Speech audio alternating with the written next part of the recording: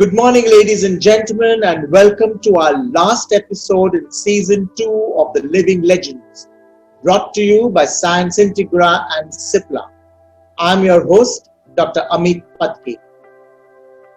My today's guest truly epitomizes the theme of this season, women influencers. Brought up in modest upbringings, her father being her first hero and mentor, she shattered the glass ceilings towards gender inequality. Distressed that she could not explain to her patients who had recurrent miscarriages the exact cause, she went on to set up perhaps the largest tertiary center in the world. Her pioneering research and stellar work got her the unique position as the first female consultant and the first female head of the Department of OBGY in England. Someone not to take a no for an answer and described by her colleagues as the man in the room, she was the first woman to be elected in 68 years and the second woman to be the president of the Royal College of Obstetricians and Gynaecologists, London. She now is the Secretary General of the International Federation, FIGO. Please join me in welcoming our guest on this show for today, Dame Professor Lesley Regan.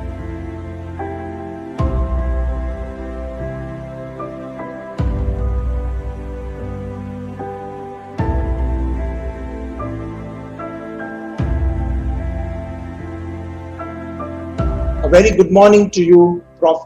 Regan, and thank you so much for agreeing to come and be on our show. Good morning, Ameet. Thank you very much for inviting me. I feel very privileged to be here.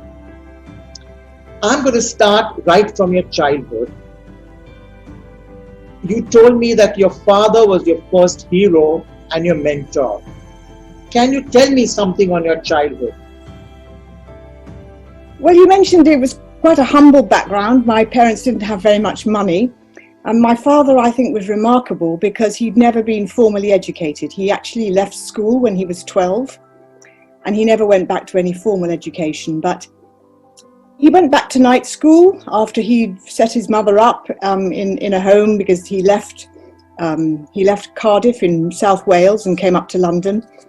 And then he became a journalist and then became a newspaper distributor in one of the biggest newspaper organisations in the UK.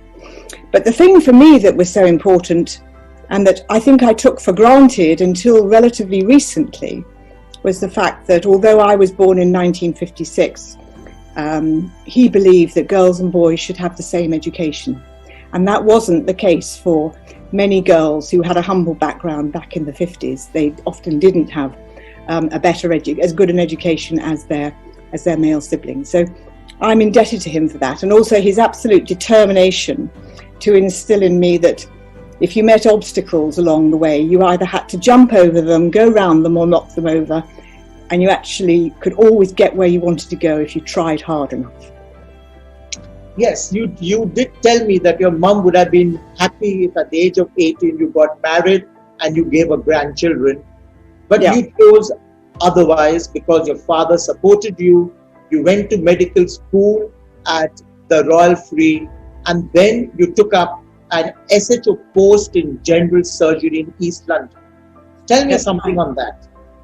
Well, that was at a time in the early 1980s when if you wanted to do gynaecology, then you had to prove that you were a surgeon too. So I went and picked a really busy job in the East End, and it was run by three very traditional English male surgeons, and two of them had great problems adapting to the fact that they had a female SHO, and one of them had such problems that he used to only address me via the ward sister on the ward round or the theatre sister in the operating theatre. But that was a great opportunity too, because there was one morning when we were halfway through one of those old-fashioned vagotomy and pyloroplasties, which don't exist anymore because we treat ulcers with antibiotics.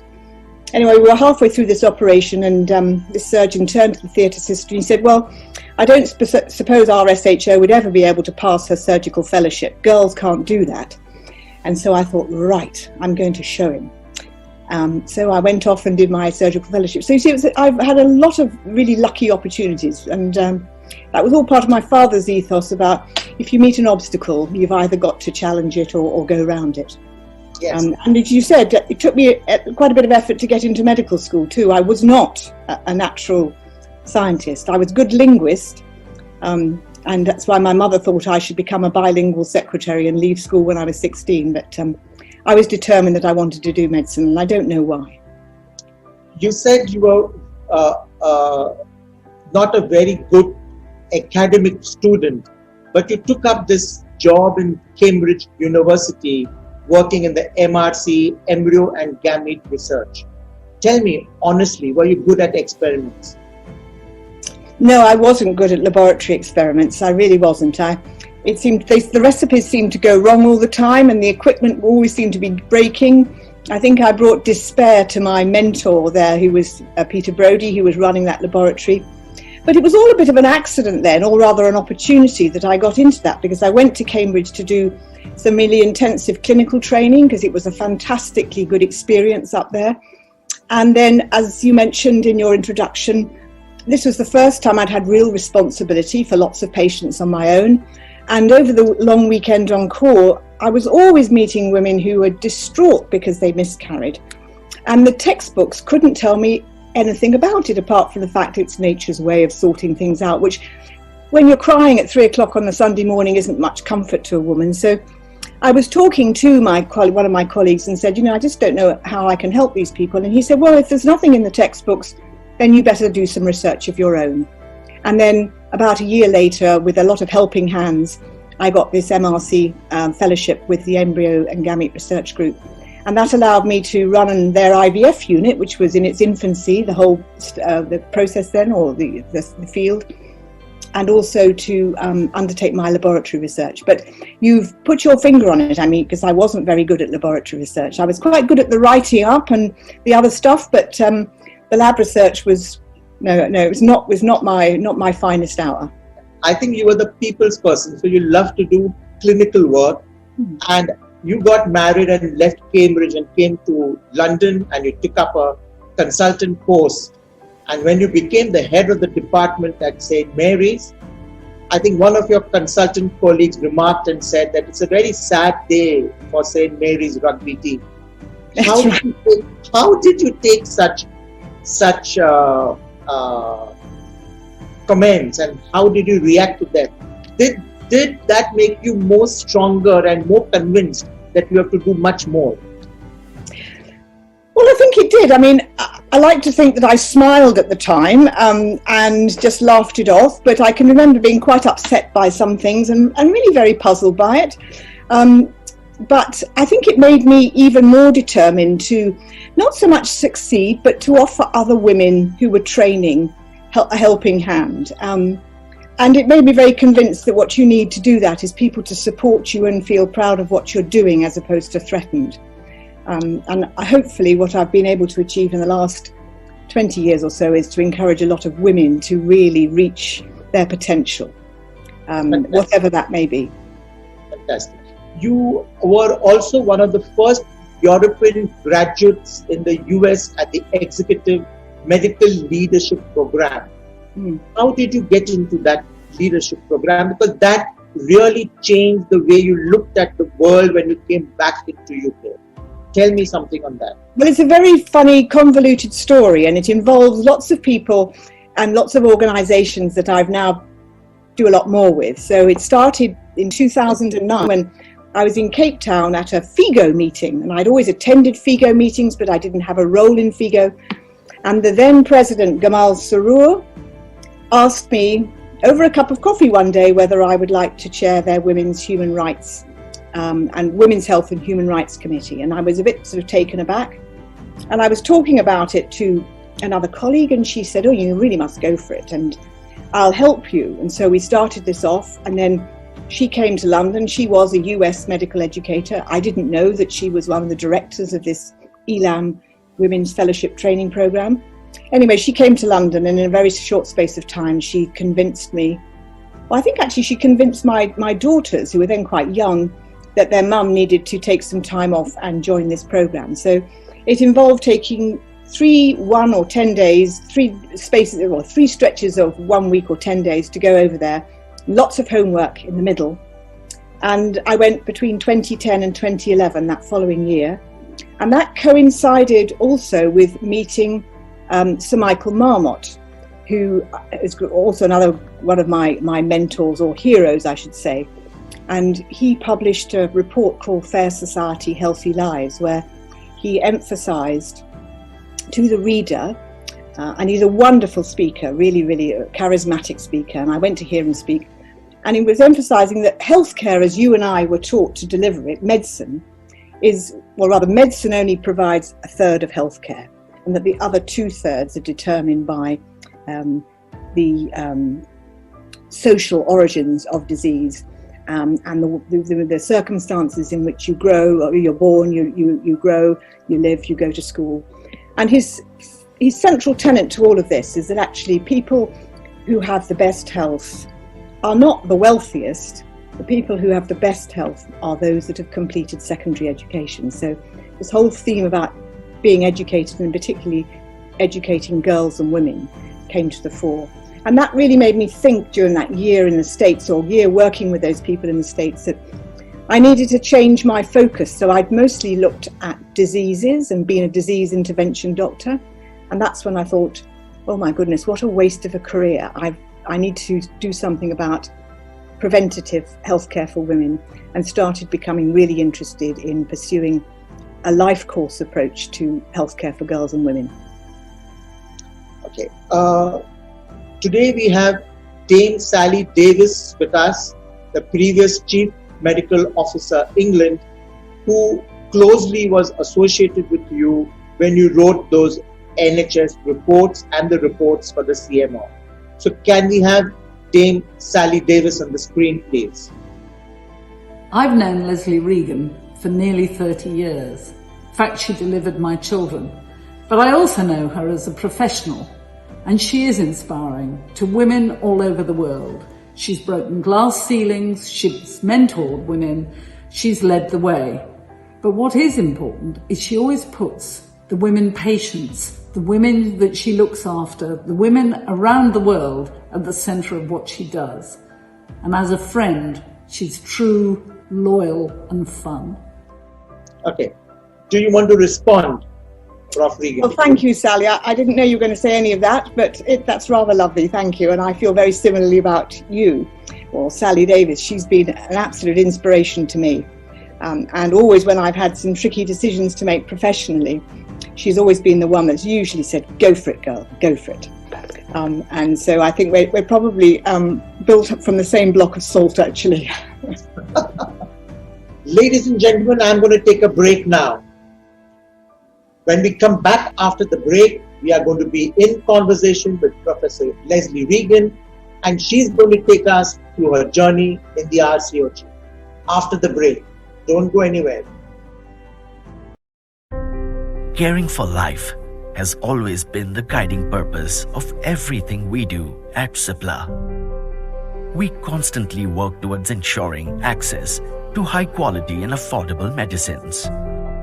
We've been trusted by healthcare professionals and patients across geographies for more than 8 decades.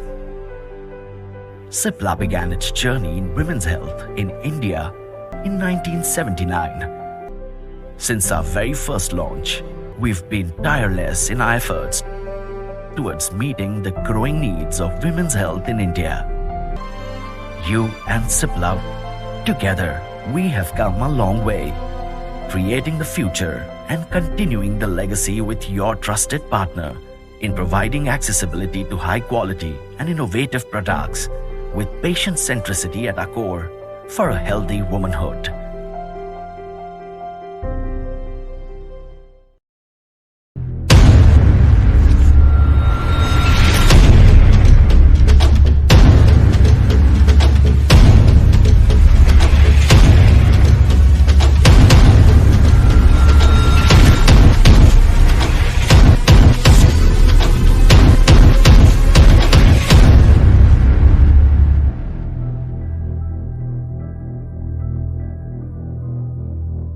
Welcome back after the break.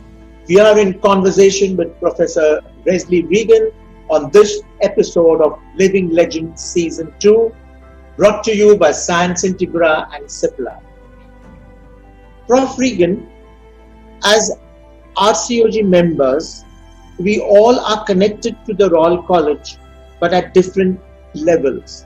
But to most of us, it is a place where we go for our exams, to collect our certificates, and to do our CPD points. Tell me, how did you get into the RCOG workings and as a council member? Well, I like you, went to do my examinations there, and I went and got my MRCOG, and then I got my fellowship in 1998. And then I was involved in a few committees in the subspecialty training in reproductive medicine, for example. But it wasn't until 2006 that I started becoming really quite interested in some global health projects. And an opportunity came up. There was the International Council, was a vacancy on the council of the RCOG for an international representative. And I was absolutely thrilled when it was decided by the then VP for Global Health that instead of just becoming a member on the council representing international members, that one would be given a region. And I thought I was very lucky to be given Sub-Saharan Africa. And I started working with that. And then I did 2 3-year terms as an international member, which gets us to 2012. And then I continued doing some work with the RCOG in terms of committee work. And then I applied to be Vice President for the newly created post of Strategic Development. And I started that in March 2014. And I joined David Richmond and 4 other Vice Presidents. And I was very lucky again, incredibly fortunate. It was a real opportunity because this new post of Strategic Development didn't have attached to it lots of different committees and boards to chair. I really had a sort of a blank canvas. And I put it to the others and to the chief executive at that time that what we needed to try and do was to make the RCOG the go-to place and to expand above our usual areas of excellence, which are examinations and teaching and clinical guidelines and quality, and also to become really passionate and effective advocates for girls' and women's health. And this, I think, was very much sparked off by what we were talking about earlier that year with the ELAM course and Michael Marmot and all of those people and working with Sally Davis to do that women's health report, the health of the 51%. And I really thought this was an opportunity, and that as a college, although we did very well, we excelled at the examinations and the teaching and the lining and the guidelines, that what we also needed to add to our portfolio was this advocacy and communication. So the go-to place, we called it the 5 Ps. It had to be the place where the press and the patients and the professionals and the politicians and the policymakers all went to for the very best information. And I think that we've managed to achieve quite a few strides along that pathway. More to go, I think, but we've done a lot. Yes, I think you opened up RCOG to the world because of your strategic development. You also had the opportunity in 2009 to take up the inaugural chair of the RCOG Global Advocacy Committee in the FIGO's Women's Sexual and Reproductive Rights. And I think that gave you a little bit of a global perspective. Today we have one of your very dear friends and colleague who has worked on similar grounds, Dr. Asha Khasriwal, a Mumbaikar but now settled in Manchester as a consultant and president at the Faculty of Sexual and Reproductive Health. I managed to speak to her some time back, and this is what she has to say about the two of you. So can we have Dr. Asha Khasriwal, please? What can I say about my dear friend Lesley? She's passionate about women's health. She's dynamic, she's gutsy, she's not afraid to speak up, she's hardworking and so full of energy. But what I love the most about her is that she's collaborative and such fun to be with. Her motto in life is, it doesn't matter who gets the credit as long as the work gets done. and she's willing to work with anybody to make sure that women's health remains top of everybody's agenda. I have spent many an evening in her flat after dinner, shoes off, feet curled up on the sofa, a glass of wine in the hand, and planning the strategy for how to go about some of the most difficult meetings the following day. We've also been in meetings together where we've been texting each other, supporting each other, and egging each other on to raise our hand and say some of the most difficult things. But really, the essence of friendship is enjoying each other's company. And that's what I love the most about her, that she is such fun to be with. She likes everything Indian people, of course, Indian street food and Indian clothes. She loves vada pav, bhel puri, pani puri, and we've had many a chat over chaat. We have sneaked out, in the middle of conferences at lunchtime or at the end of a long day to have Indian street food. I have given her an embroidered sari. What she's done is she's got it stitched up so that she can wear it more easily. And she plans to wear it at my son's wedding sangeet later this year. I think she looks like a Maharani in it. And it's absolutely true. She gave me the most beautiful sari material, and I had it made up so that I would wear it lots, because I can't do all the wrapping around. I'm not confident to do that. That's very kind of you. I think in the year 2016 was your year. You got elected as the second president and the first in 68 years at the RCOG. You walked your talk about helping women and gender equality. You replaced all the photos of illustrious men in the presidential room with equally illustrious women from RCOG. I think that was something fantastic, something really great to do. I want your comments on what made you think about doing that. Well, I think it goes back to my point earlier about trying to help women to reach their potential. And you've been to the RCOG, the old one in Sussex Place, many times, Ameet, and the walls are covered in beautiful oil paintings of a very clever, very distinguished gentleman. But I thought that there were quite a lot of women who'd made some really very big contributions, and they may not have become president, but they made a very big contribution. So I thought that it wasn't unreasonable to put large, and they were life-size photographs of these women on the walls in my office. I didn't take the portraits off the walls or on the staircase or around the building, but I put them in my office. And I must say, there were an awful lot of visitors used to come just to see those pictures on the walls, and many an article, a magazine or newspaper article was written about those women, which I think as well promoted what they had contributed, albeit not in the very titled roles. But it was an exciting time, 2016, because by then I'd managed to get the Leading Safe Choices programme up and running. This was working in sub-Saharan Africa, which looking at improving postpartum family planning and safe abortion care.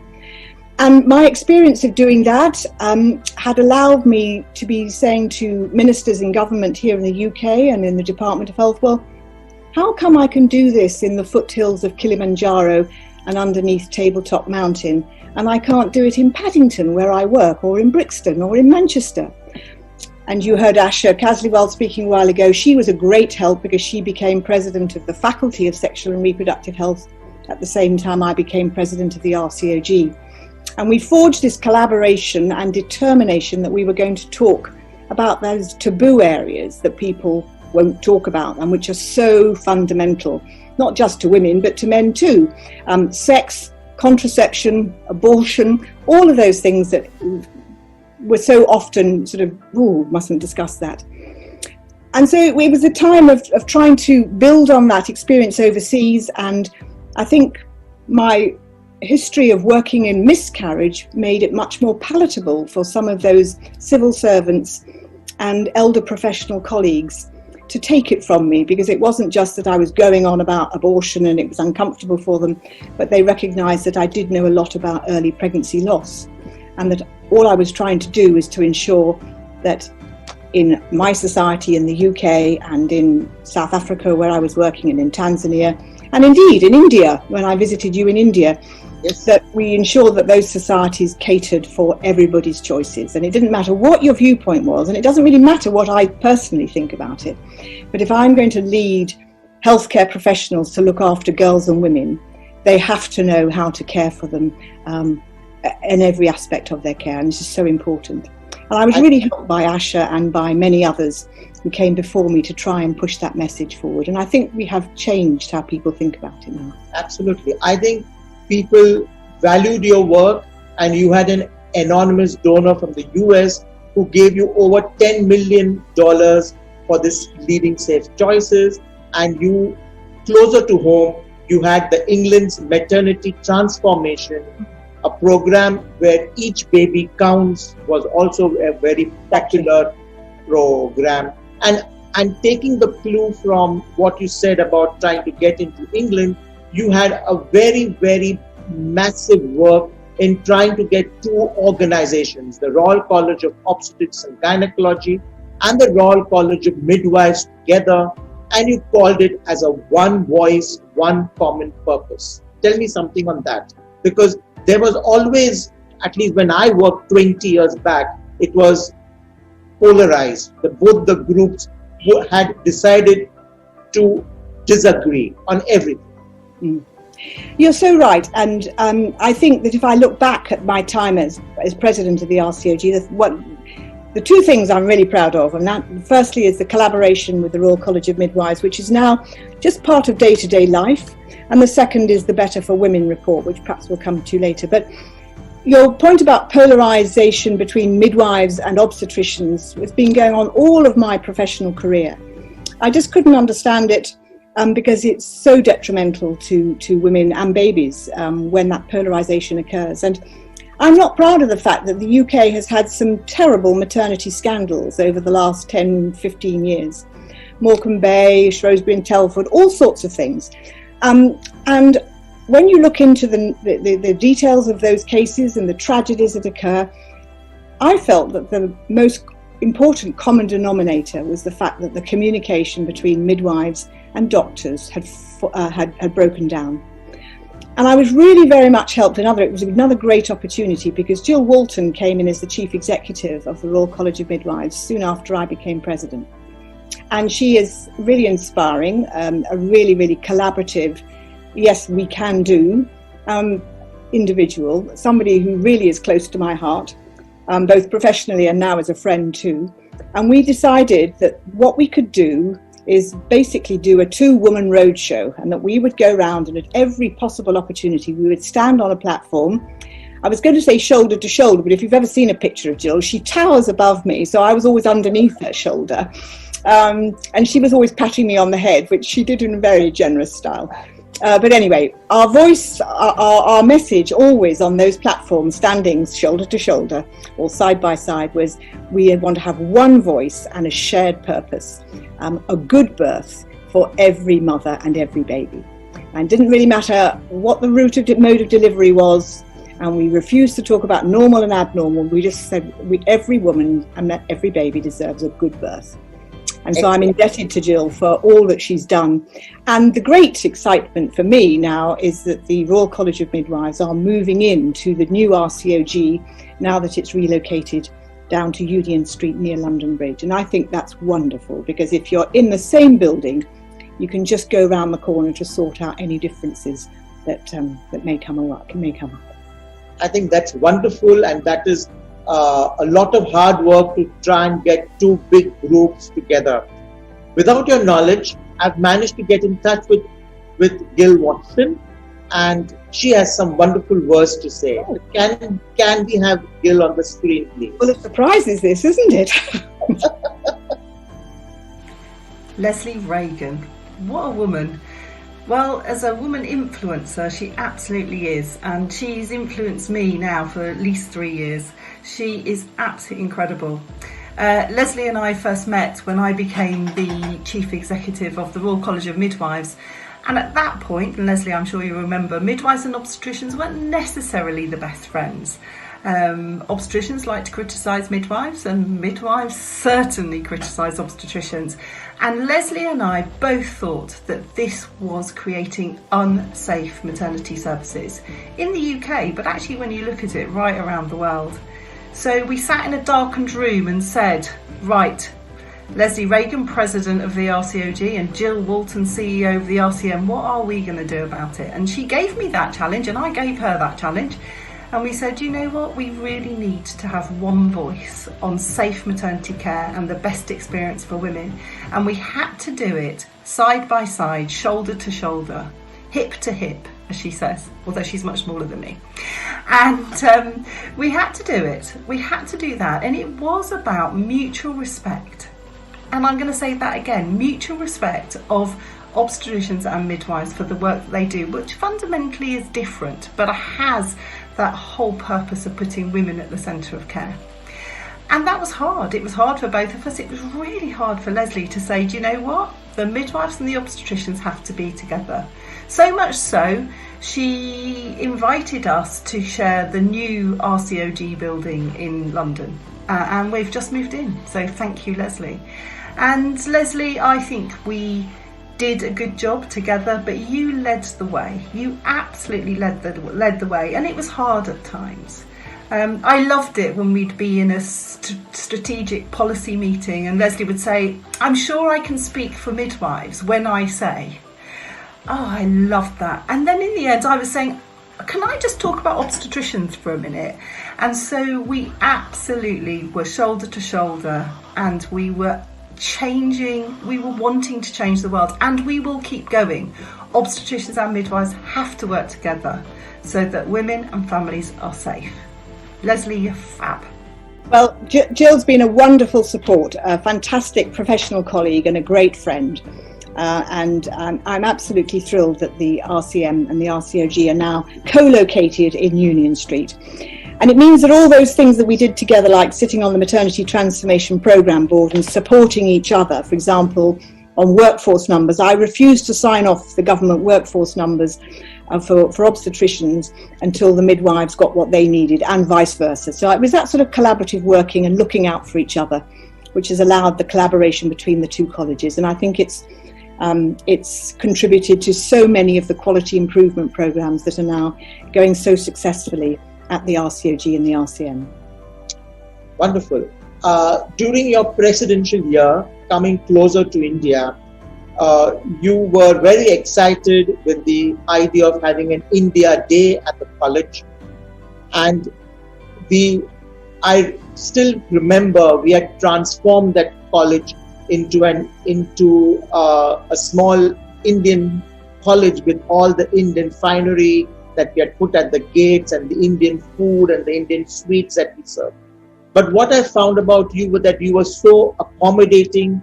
You allowed us to move furniture in the main hall.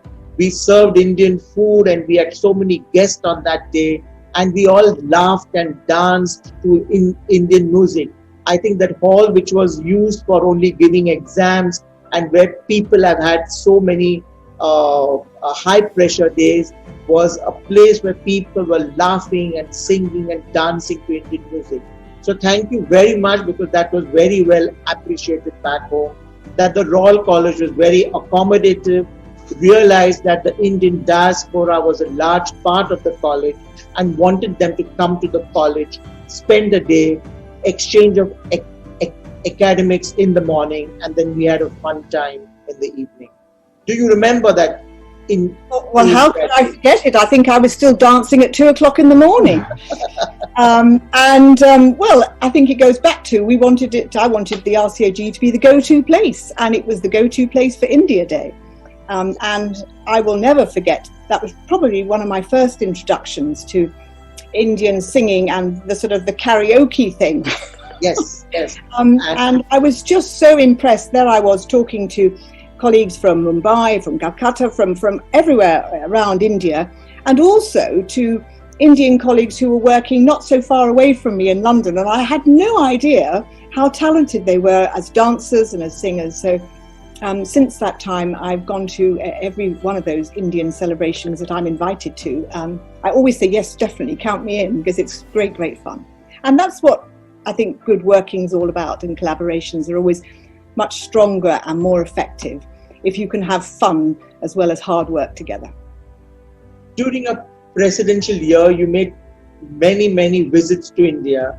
At one point, you jokingly told me that I should move down to India and just go back for the officers' meeting in London, because I get so many invites. I'm so happy, and John is so happy to be with me in India, and we love the food, we love the people. So I wanted you to tell my colleagues back in India, what is your impression of your Indian colleagues and the work that they do?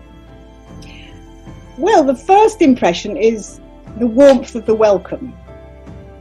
Amazing welcomes, and well, starts off with numerous invitations, and I couldn't say yes to them all, because otherwise, as you just suggested, I'd have had to move to India, and then I think there might have been a bit of a fight about which city I was going to reside in.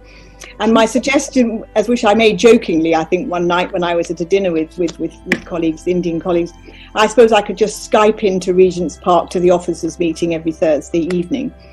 But I'm sorry to those people or those friends and colleagues who I couldn't visit their particular conference or meeting, but I still will in the future, because as soon as we got out of this corona paralysis, I will hope to visit India again. But I think the warmth of the welcome and the absolute determination by colleagues throughout India to try and improve the health of the girls and women that they're looking after. It's really impressive, because it's a country where you have to deal with great hardships in places, and the determination of you and many of your colleagues to try and do your very best for girls and women, to put them right at the centre of the care, is really admirable. And that's why I loved contributing to that in any way I could, and will continue to collaborate with India and my Indian colleagues, wearing my FIGO hat going forward. Wonderful. Coming back to one of your heroes, Sir Michael Marmot, who said that why is it we treat people to put them back in the same place where they got ill? I think that inspired you to look at social determinants of the disease, and you said that the pregnancy outcome was one of the predictors of what a health would be in the future. Tell me something about the two elephants in the room that you spoke about. Well, Michael Marmot, I think, is a very gifted communicator, as well as being a very clever epidemiologist. In fact, he started life as a chest physician, and he asked so many difficult questions about, well, why were these people, who were smoking, why weren't we stopping them smoking rather than sorting out the problems? You can imagine the story. Anyway, so they dispatched him to be an epidemiologist. But he's contributed enormously, and he's particularly, I think, contributed to women's health, because he believes that health is best for those who complete their secondary education. But in a subsequent publication of his called The Health Gap in 2015, he talks about the fact that if he had to choose one intervention to improve health, it would be education. And he then goes on, because he knows a lot about global health as well. In a global context, it would be the education of women, because when you educate women, you educate the rest of society. And his point is very much in line with Dame Sally Davis and the importance of preventative care and the life course approach. Women in the UK represent 51% of the population, but of course those same women influence the health of the other 49%, their partners and their children.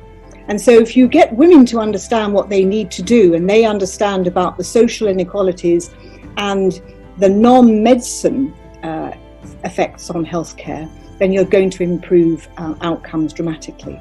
And of course, the thing is that if we can teach girls and women how to improve things for themselves and for their families around them, we've recruited a whole host of ambassadors to improve girls and women's health. And that's what I really think is so very important. But you mentioned pregnancy, and I've always been sort of puzzled why we collect so much information about women during their pregnancy and delivery, and then we sort of ignore it all.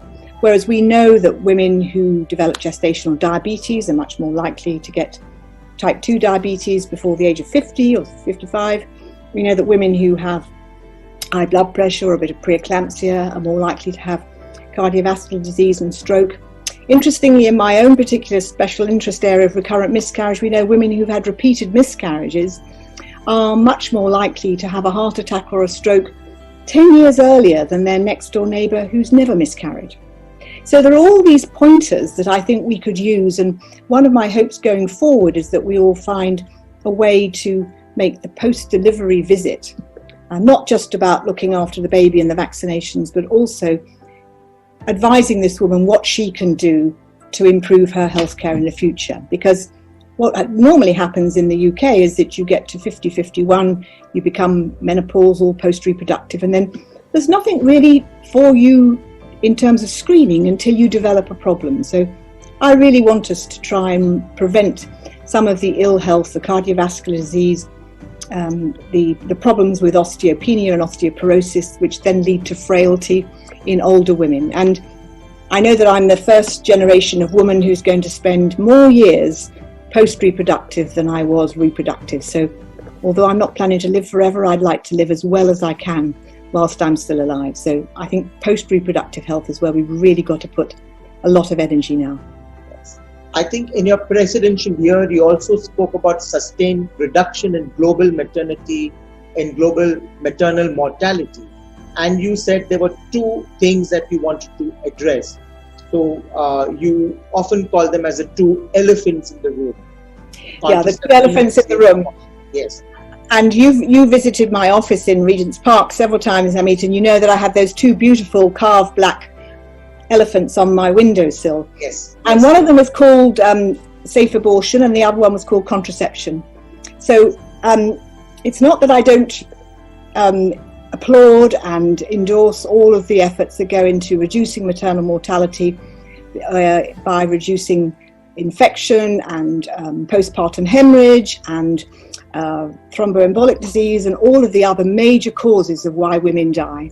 But I'm absolutely convinced now, particularly after working in Africa and in some parts of Southeast Asia, that we can't make a sustainable difference unless we go back upstream and we give women the opportunity to decide if and when and how many times they conceive or become pregnant.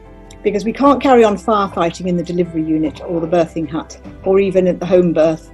We've got to actually go back upstream if we're going to make a sustainable reduction in maternal mortality. And I think that's been proven over again and again and again.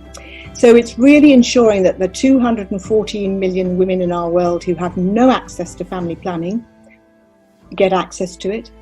And it's also understanding that whatever your personal views are about abortion, that if you live in a country or a society where it is illegal or difficult to access, the problem doesn't go away. It just goes underground, and when it goes underground, girls and women die. Yes. So I think that's really very important, and it's those two elephants in the room which I often refer to, because I think that's what we've really got to do to make a sustainable difference, alongside all the other wonderful life-saving interventions that are being discussed for the pregnant lady or the pregnant woman as she delivers. Sure. I think you also had the foresight to think about preventive medicine, and you now head the Department of Metabolism, Digestion and Reproduction. Now that's a very unique combination. Well, that's the department I've been put into now. Imperial College is always having a restructure and a reorganisation. It's such a mouthful, isn't it? Metabolism, digestion and reproduction. I said, why don't we call it food and sex? But it didn't go down very well. But anyway, it's a very male-orientated department, and I have to run the equality, diversity, and inclusion bit.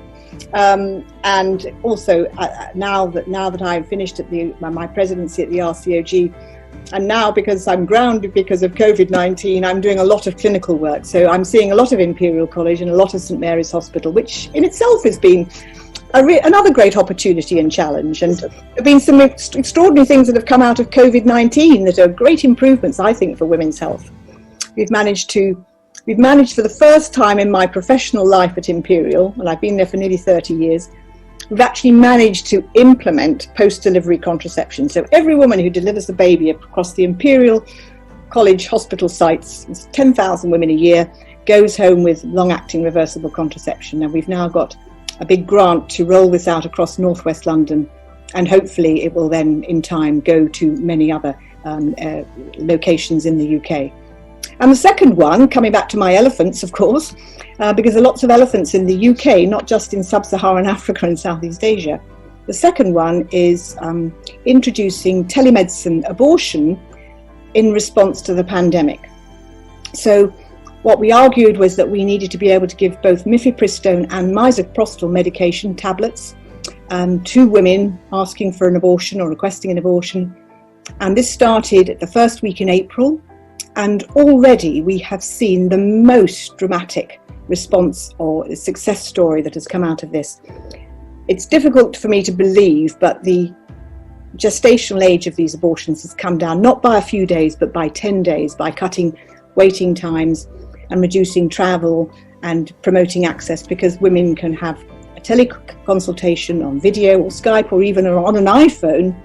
And if they don't have any particular risk factors, they can be posted the pills that they can take in the privacy of their own home. And we've had a reduction in complications, as I say, a reduction in waiting time, and enormous response from women saying how much better it is for them that they've had, they don't have to find childcare arrangements, don't have to spend large amounts of money travelling, and of course they don't expose the NHS or themselves to extra risks of infection.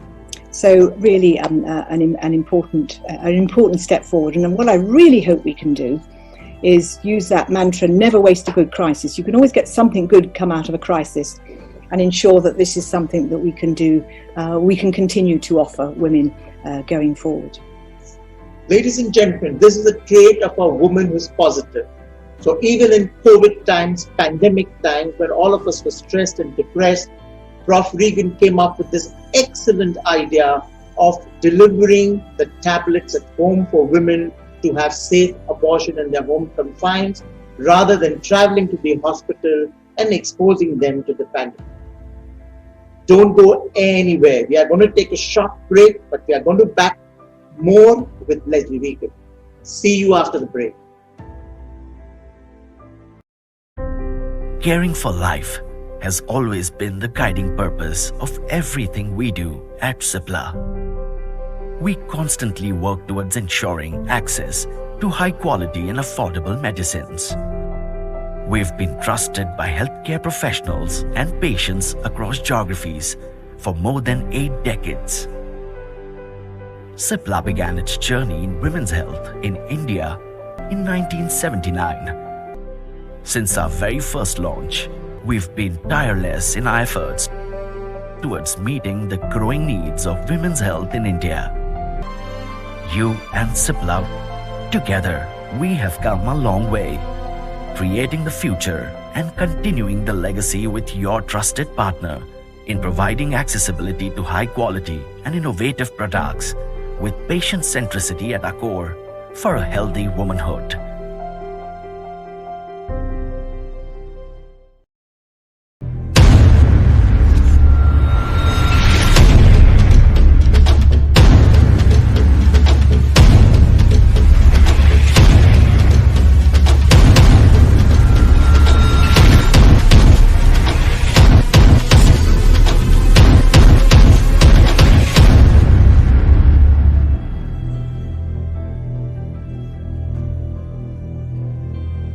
Welcome back to this last segment with Prof. Regan, and thank you very much for joining us in this episode of the Living Legends. So Prof, you were saying something about the women's report that you authored and you presented to the government.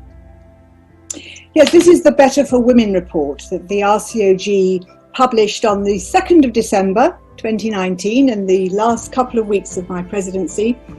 And it's a culmination of a year of work putting together a report that's really, I think, easily to read and easily accessible. So it's not written in policy language, it's written in a way that anyone could pick it up and read it. And it's basically saying, when we get it right for women, we get it right for everybody.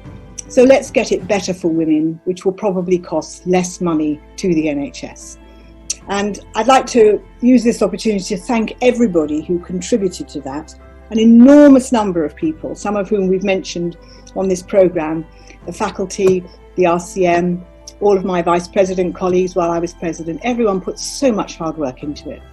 And despite COVID-19, we're already managing to implement quite a few of the 22 recommendations that there were. And we made it an absolute rule that any criticism we made of the way healthcare for women was delivered was accompanied by a constructive, positive suggestion to make it better for less. And that's why I think so many of the recommendations people in government and in the civil service are actively looking at, because it was a very thoughtful and carefully constructed and inclusive report. We tried to include all the different players who were needed to make it better, not just healthcare providers, but people in the Department for Education, people in the police, so that we could address violence against women and girls, to really make it multidisciplinary and to really get traction. So going back again to the Michael Marmot thing, medicine is only 1/3 of healthcare, the other 2/3 are within society. Yes, I think your inclusive nature is what makes people endear to you and work for you. Because I remember once, and which even Dr. Asha said, that you had once said that if you do not mind who takes the credit, the work is done much better and much faster. Yeah, Yes. The journey is just a lot quicker if Yes. you give everybody credit, and then they want to collaborate and partner with you going forward for the next project as well. Absolutely. I also remember you telling me that, Ameet, if you want to get anything done by somebody else, yes, ask the busiest person. You remember that? Wonderful. So, I mean, these are really very good statements, and I think that really helps somebody to get on in life. One of my other little favourite comments at the moment as well, because our NHS is a bit paralysed by COVID, is the problem with our government at the moment, if you look at the gender balance, is that there aren't enough bossy women in it. And I think we need, so I would add to not just ask a busy person if you want something done, but if you really want to get it done fast, ask a busy woman. Yes, absolutely. I think your work was getting acknowledged worldwide. You received honorary fellowship from the American College, the Sri Lankan College, and even our own Indian College of Obstetrics and Gynecologists. You also received honorary fellowship from the British Fertility Society and the British Pathology, the Royal College of British Pathologists. You also got the Doctorate of Science from the UCH London, and in 2018 you were elected as a Secretary General to FIGO. Now this is, you have always worked in FIGO, you have been on their advocacy committees and working groups, but this is a post of immense responsibility. I think this is the person behind the whole FIGO. So how do you take this responsible post, and what are the challenges? Well, there are a lot of responsibilities, and it is, you won't be surprised to hear, it's quite hard work. We now have a very excellent chief executive, and my other officer colleagues are also very hardworking and contributing greatly. I'm, of course, one of the few people that's based in the UK, which is where the FIGO headquarters is. So I think I have a lot of contact with the staff. And even though they're all working remotely at the moment, we have a lot of meetings. And going back to the, never waste a good crisis, I think in some ways, the COVID-19 ban on travel has meant that we've had more regular officer meetings, which we do on Zoom or on Teams. We certainly have, my colleague Faisal El-Kak from the Lebanon has spearheaded these wonderful webinars, which have got very, very large audiences across the world. I mean, all those people wouldn't have been able to travel to a congress. But the reason that I feel so passionate about FIGO is it is the global voice for women's health, and we need to make that voice heard. It has many, many members, and I often say that if we could just get 10% of all FIGO members to be doing something positive for girls and women in their country, we really would change the face or the look of women's health globally. And I really think it's a very worthwhile organisation, and that we need to make it heard a lot more than it has been in the past, and continue to work with colleagues in various different countries to really reach the potential that they've got to make a difference for the girls and women that they're caring for. Yes, I think we all know Professor Mahmood Fatala, the past president in FIGO, and I have been told that when you got elected in 2018 as a Secretary General in FIGO, he came to you and said, "I'm so glad that we have found and we have put a succession plan in place." Yes, I think that speaks words for about your capability and his confidence in you. And it's quite something to. They're enormous shoes, aren't they, to step into? And I just hope that I live up to his expectations. I've had the fortune to get to connect to him in Egypt, and this is what he had to say about you. So let's have Prof. Mahmood Fatala on the screen, please. In a long professional and international career, I had the pleasure to know and interact with many distinguished women in our noble profession. Dame Professor Lesley Regan is someone special. She does not only speak about our profession, she can and she does speak with passion and authority for the women we serve and the realities of their life, health and rights. May God bless her. Message from Mahmood Fathallah, former president of FIGO. Oh, Ameet, he always makes me feel a bit teary. Yes. He's just such an inspiration, and he's been such an inspiring mentor to me. He's just a wonderful, wonderful man. Let's move on to something different. At the age of 50, you were known as the most glamorous consultant in England. And you hosted a BBC 6-series documentary called as Professor Lesley Regan's Beauty Parlour. Well, no, it was only one episode on the beauty parlour, and this again was one of those very strange things that happened. It's a funny little backstory to it. I'd made a programme about miscarriage, which was all based on where is the evidence. So I was asked to say, right, Dr. Patki, where is the evidence for these tests that you're doing to understand the causes of miscarriage? And apparently the audience thought this was really good fun. And so the producer of the BBC Horizon series took me out for lunch and said, oh, we'd like to do some more. And I sort of said rather flippantly, well, I think we've done miscarriage. What else is there to do? And he said, well, I've got a team of researchers out on the road at the moment trying to see whether there's any science to back up the multi-billion-dollar cosmetic industry. And I said, oh, I don't know anything about cosmetics. And so he said, well, that's exactly why I want you to present it. So the idea was that I was going to have my 50th birthday and that I was going to go into my bathroom one morning, open up the bathroom cupboard and ask every bottle in the cupboard what was the science to justify it being there. And that's what the programme was about. But it was, I have to say, I mean, it was incredibly good fun.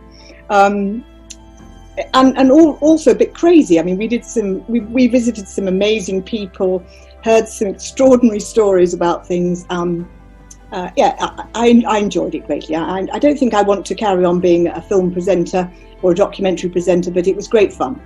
Yes, you did something on face moisturizing creams. You did something on homeopathy medicine. Oh, yes. Well, the bit about alternative medicines and the homeopathy, which I couldn't find any science to support. And I got a lot of bad press from that. There are quite a lot of very prominent people in the UK, in fact, in the royal family, who are very supportive of homeopathy. So I got some rather cross letters about that. But the one about the moisturizers was particularly funny because we'd done this experiment, and it was a very good scientific experiment about these anti-wrinkle creams, and they went from £5 for a bottle to £500 per bottle, and we didn't advertise which the brands were, but right at the end of the program we put all the bottles in a row, and I think that the viewers at home must have photographed them, because the one that came out the best was the one that cost £14.99 or £15, so right at the lower end of the cost scale. And they must have done their research online, because they found out it was the Boots No. 7 product, and by 10 o'clock the next morning Boots was sold out of this cream called Protect and Perfect. And Boots have since then made billions and billions of pounds out of this particular moisturiser and its daughters and granddaughters, and I never got a penny for it. But it was great fun making. But the stories that I heard of people fighting in the aisles to grab these tubes of moisturiser were really very funny, and we had no idea that was what was going to happen. So it was one of those strange consequences of something. Yes. I once asked you which is the most difficult job that you have done, and you said being a mother to your two twin daughters, Claire and Jenny. And you said that they were born, I think, a month premature, and they were in the NICU. And you said that was a time which was the most difficult for you, because being a doctor, you were still the mother of those two fragile lives who were there in the NICU. But I'm so glad to know that they've grown up into young, beautiful looking girls. I've seen some of their pictures. And I think Claire is studying to be a doctor, correct? No, Jenny's studying to be a doctor as a mature student. She used to be an art historian, and now she's gone back to medical school. And Claire is a graphic designer who has just done a master's degree in healthcare design. So I think she's moving towards medicine as well. But yes, you're right, Ameet. They were born at 33 weeks, actually. I'm only 5'2", and carrying twins is quite difficult past 33 weeks. And so they were born as an emergency one Friday morning by cesarean section, and they spent a month in special care. And it was really a humbling experience, to have your tiny tots wired up for sound and ventilated. It changed how I practiced obstetrics, and particularly changed my emphasis on always ensuring that I went on the postnatal round myself and went to visit any mother who'd had a premature baby or a baby who'd gone to intensive care. Yes. And including a round of intensive care too. It really changed me. But I think it is difficult being a mother, particularly if you're a working mother. Yes. I can say unequivocally they are undoubtedly the most successful thing that's ever happened to me, or the best thing that's ever happened to me. They are great. I'm very proud of them, and they never cease to amaze me. But I'm very, very lucky. It's wonderful to have 27-year-old twin daughters who I can count as two of my best friends. Wonderful. 2020 started off for you with lots of good luck. Your name was in the New Year's honors list as a Dane commander. Tell me, what was your first reaction when you came to know of this? Well, the funny story here is that I never got the letter from the palace. And it was actually on December the 2nd when I was going down to Westminster to launch the Better for Women report, because we would very kindly been allowed to do this in the House of Commons in the beautiful room overlooking the Thames. And as I came out of Westminster Tube Station, my phone went to unavailable number on my mobile. And when I was waiting to go through security, I listened to it. And it's somebody who was sounding quite cross on the phone said it was such and such from the Cabinet Office. And I thought, oh my goodness, they're going to try and stop me launching Better for Women. So I switched the phone off, because I thought, well, if I don't get the message, then I haven't, broken any rules. Because at the time we were under sort of a political lockdown, because we were waiting for the election. So we knew that none of the ministers of Parliament, the ministers of Parliament would be able to come to the launch, but lots of other people did. In fact, there were hundreds and hundreds of people. Anyway, it wasn't until much later that same night, and I was coming home on a bus, having taken the whole of the policy and the press team out for dinner, and Claire, my graphic design daughter, was with me. She'd come to the launch and everything, and she'd said, "Mum, there's there's a voice message on your phone, hadn't you better answer it?" And it was a message from somebody in the Cabinet Office saying, "We can't understand why you haven't answered our letter, and we'd be very grateful if you would call us at your earliest opportunity." I couldn't obviously ring them then because it was very late at night, so I rang them the next morning, and it transpired that the letter that had come asking me whether I would be prepared to accept this damehood had gone missing. No one knows where it went. And they had only another 5 or 6 days to submit all the paperwork to the Prime Minister's office, then for it to go to the Queen, etc., etc. So I suppose you could say I nearly missed it. Yes, blame the British Post for that. Yeah. But it is a great honour, and I am thrilled about it, and because it's for my contributions to women's health, and if that's and I hope that we've managed to make women's health much more of an entity now in the UK, and hopefully globally too. So, of course, I haven't been to receive it because my investiture day, as it's called, was the beginning of June, and it was postponed. But hopefully, when the pandemic is lifted or the restrictions are less, I will be able to go and receive it. Celebrations are still due for that honour. Yeah. I think Jenny and Claire are planning to buy very nice new outfits too. You have had multiple roles in multiple organizations, and you have rather successfully carried out all of them. But how do you define success for yourself? Ooh, that's a difficult question. But and I told you that I think one of my biggest successes is being a mother of 2 wonderful daughters. And I think it was possibly their contribution that was more valuable than mine. But in a professional sense, I suppose it's getting people to think about things differently. And I think that's what advocacy is about. And I've talked about a lot of topics and the elephants in the room. And it's not about making you agree with me, but I think it's about getting you to think about things differently because you're persuaded by the value of considering it differently, looking at the information differently. So I think it's about persuading people to think about things and then act differently. And I think all of the evidence around what's gone wrong in girls' and women's health in the past, the evidence is not complicated, it's actually quite simple, but it's getting people to address that and recognise that they can make a contribution to it. And I think that's another important point. I think sometimes things like Sustainable Development Goal 5, which is, empowering all women by 2030, I mean, it's such an enormous task that I think when you ask people what they're going to do to help gender equality, they all think, oh, I don't know what to say.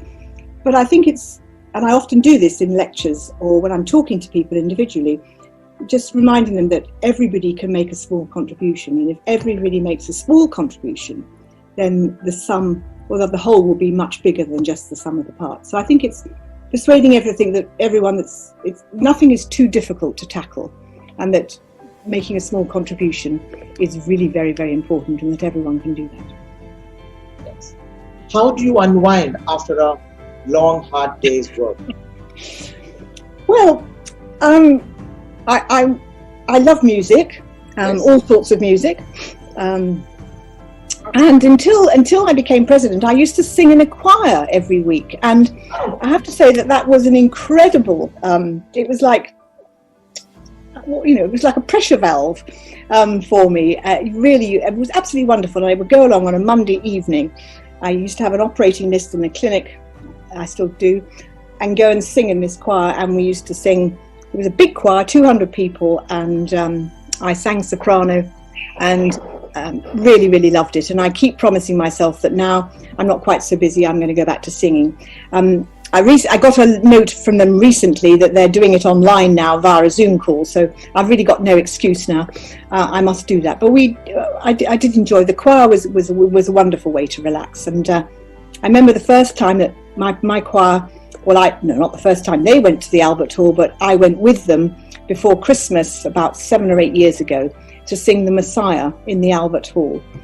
And I remember we got to the end of the Hallelujah chorus, and there was about 500 people on this stage because we joined with 2 other choirs. And the Albert Hall seats 6,000 people, and it was full, absolutely full. And we got to the end of the Hallelujah chorus, and I thought, wow!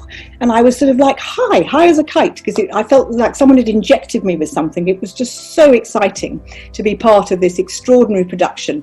Everyone singing their hearts out, and this audience who got up and clapped. So it was just lovely. So yes, I think music and singing. And as you've heard from Asha, I do like eating as well. And I like eating lots of different types of food. And I can also say dancing. Dancing. Ameet, yes. Yeah. We've had some wonderful dances together at the India Day and also in Mumbai in our AICC RCO. So these are the wonderful memories we have of Prof. Lesley Regan. We know you as somebody who has helped us in our difficulties. I remember before the Mumbai conference in 2017, a week before, it had poured and the whole of Mumbai airport was flooded. I rang you up desperately asking you whether we should cancel the conference, and you said no. We are coming. Me and my officers will be in Mumbai in a week's time. And lo and behold, everything sorted out in 4 days' time. And it was just in the nick of time. But the amount of support that you gave us, I think we pulled off the conference with more than 1,500 people all over India and the neighboring countries attending. So I can never forget that support that you offered us, not only as in the role of your president, but in your personal capacity to all of us in India. So thank you very much from all of us. Well, it was a wonderful, wonderful conference. I remember that. And it was such an extraordinary experience to be in Mumbai with this extraordinary floods going on and to see, it was just amazing, quite amazing. So a real life experience. And all goes to show, it's like my father would have said, the show must go on. Absolutely. But you gave us that support, and that was most important to us. Very, very welcome. I'm glad I was able to do something to help. We have been talking about women empowerment and the roles and positions that women hold in the world today, be it in the professional world or in the corporate world. But centuries back, India has recognized the woman power. And Prof. Regan, next week India celebrates a 9-day festival, Navratri, which honors and worships Goddess Durga, who fought and had victory of good over evil.